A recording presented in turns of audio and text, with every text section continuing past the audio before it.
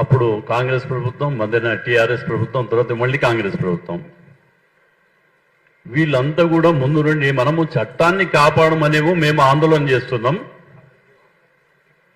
విశ్వ హిందూ పరిషత్ కానీ, గోరక్షకులు కానీ, హిందూ సమాజం అంతా కూడా, సాధు సంతులు కూడా ఇక్కడ గోహత్య నిషేధం ఉంది కాబట్టి దాన్ని అమలుపరచమని ప్రభుత్వాలను మనం కోరుతున్నాం.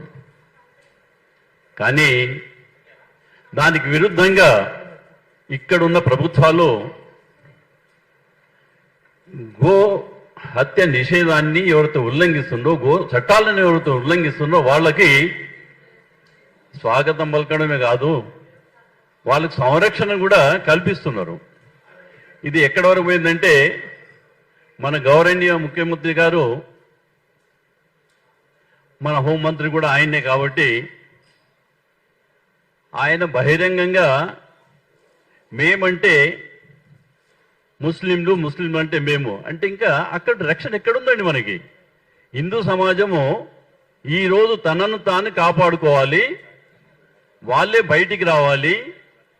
ఈ ప్రభుత్వం మాత్రము ఎట్టి పరిస్థితుల్లో మనకు హిందువులకు గోరక్ష హత్య ఏదైతుందో గోహత్య చట్టాన్ని ఎట్టి పరిస్థితుల్లో కూడా అమలుపరచదు. మనం గత 10 సంవత్సరాలకు చూస్తున్నాం. ఏ దుర్మార్గులైతే గోహత్య చేస్తున్నారో, గోహత్య చేసి మనం గోరక్షకులు ఏదైతే గోవులను రక్షిస్తున్నారో వాటిని పోలీసుల నుండి విడిపించుకొని పోయి నిర్లజ్జగా పైశాచిక ఆనందాన్ని అనుభవిస్తూ గోవులను ఊరేగింపుగా తీసుకెళ్లి వాళ్ళని బలిస్తున్నారండి. ఇదేనా ఈ ప్రభుత్వము? ప్రభుత్వం ఉన్న దీనికైనా, చట్టాలను ఉల్లంఘించిన వాళ్ళ కోసమేనా ఉన్నది ప్రభుత్వము? నేను రేవంత్ రెడ్డి గారిని అడుగుతాను, నువ్వు రేవంత్ ఏమన్నారంటే, నన్ను రేవంత్ వద్దని అన్నా కానీ పర్వాలేదు అన్నారు. అంటే ఈ రోజు మనకు రక్షణ అనేది ప్రభుత్వంతో లేదు. అది మనం ముందు ఆలోచించాలి.